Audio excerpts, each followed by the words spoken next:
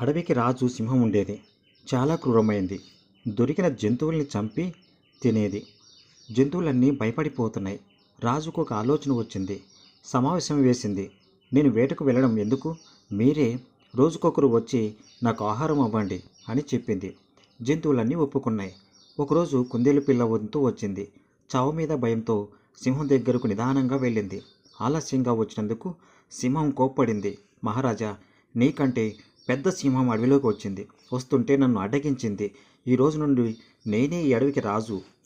వెళ్ళి మీ రాజుకి చెప్పు అని వదిలేసింది. కావాలంటే మీకు చూపిస్తాను అని ఒక బావి దగ్గరకు పిలుచుకొని వెళ్ళింది. నీటిలోకి తొంగి చూడమంది. అందులో మరో సింహం కోపంగా కనిపించింది. నిజమనుకుని ఆ సింహం పైకి యుద్ధానికి వెళ్ళింది. నీటిలో పడి మునిగిపోయింది. కుందేలు తెలివిని అడవి జంతువులన్నీ మెచ్చుకున్నాయి.